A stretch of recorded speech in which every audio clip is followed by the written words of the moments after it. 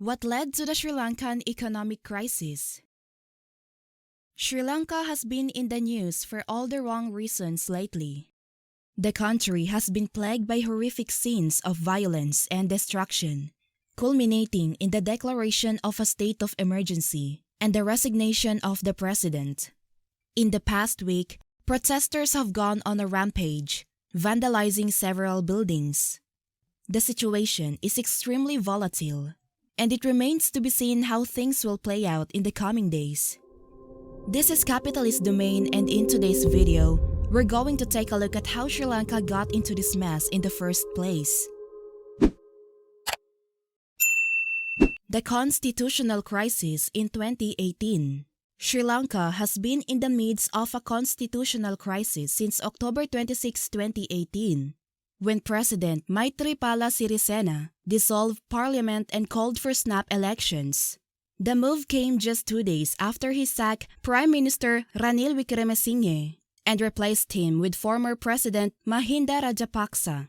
Wickremesinghe has refused to leave his residence at the Prime Minister's official residence, saying that he is still the rightful leader of the country.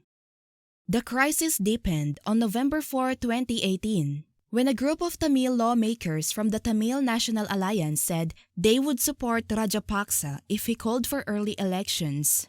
The TNA's support for Rajapaksa is a significant blow to Wickremesinghe, who has been trying to reach out to the Tamil minority in an effort to heal the wounds of the country's civil war. Rajapaksa, on the other hand, is a deeply polarizing figure who was accused of human rights abuses during his time in office. The Sri Lankan economy is in trouble. The country's debt-to-GDP ratio is estimated to be around 70%, and its current account deficit is widening. Sri Lanka is also facing a currency crisis, with the Sri Lankan rupee depreciating sharply against the US dollar. The IMF has warned that Sri Lanka's economic troubles could lead to social unrest and even political instability. In October 2018, the IMF approved a $1.5 billion loan for Sri Lanka, but warned that the country's economic problems were serious and urgent. The World Bank has also expressed concern about Sri Lanka's economic situation.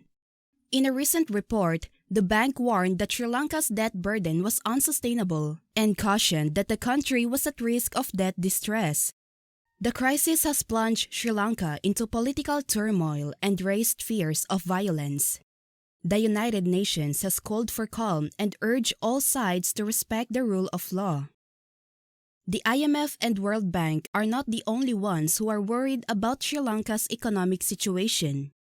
Rating agency Fitch has downgraded Sri Lanka's credit rating, saying that the country's debt crisis is unlikely to be resolved quickly. Sri Lanka's economic troubles will have far-reaching consequences. The country is already facing a shortage of foreign currency, and this is likely to lead to higher inflation and interest rates. The country's debt burden will also make it difficult for the government to invest in critical infrastructure projects. It is not yet clear how the crisis will play out, but one thing is certain. Sri Lanka is in for a long and difficult road ahead. Sri Lanka's current debt distress situation. Fast forward to 2022, Sri Lanka's current debt distress situation has led to anger and violence against President Gotabaya Rajapaksa's handling of the crisis. Sri Lanka has been unable to pay for essential imports, leading to devastating power cuts that last up to 13 hours. Inflation is soaring, and the currency has been devalued, making it difficult for ordinary Sri Lankans to make ends meet. Rajapaksa's government is in talks with the IMF for a loan program, but it remains to be seen if this will be enough to turn things around. The country's present crisis is the result of a number of factors, including economic mismanagement by past governments and the impact of the COVID-19 pandemic. The crisis was accelerated, however, by the deep tax cuts promised by the former President Mahinda Rajapaksa during the 2019 election campaign.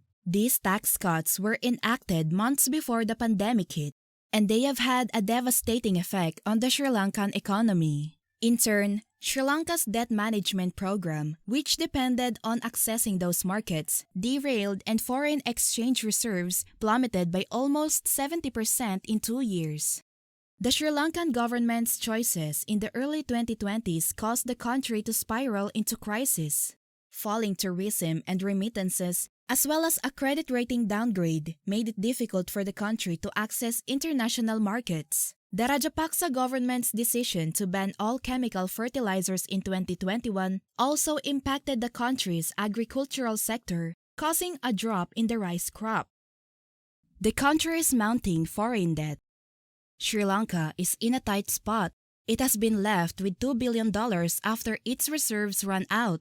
But now it needs to find an additional $4 billion by 2022, just so it can keep paying off its debts, which include both foreign loans like ISBs or ADB assistance as well as domestic ones. The country is currently in arrears of $1.5 billion of those foreign loans. The predicament Sri Lanka faces is not just about finding the money. The island nation also owes $8 billion to China, its main creditor, and Beijing has been reluctant to give Sri Lanka any more money. In fact, China has been increasingly demanding that Sri Lanka pay back what it already owes. Sri Lanka's current situation is unsustainable. The country simply cannot keep borrowing money to pay off its debts. Unless something changes, Sri Lanka will eventually default on its loans, which would be a disaster for the country and could lead to even more instability. So how did Sri Lanka get into this mess? And what can be done to get the country out of it?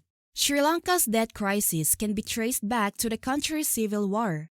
For over 25 years, Sri Lanka was embroiled in a brutal conflict between the government and the Tamil rebels. The war took a heavy toll on the country, both economically and socially. When the war finally ended in 2009, Sri Lanka was left with a massive bill.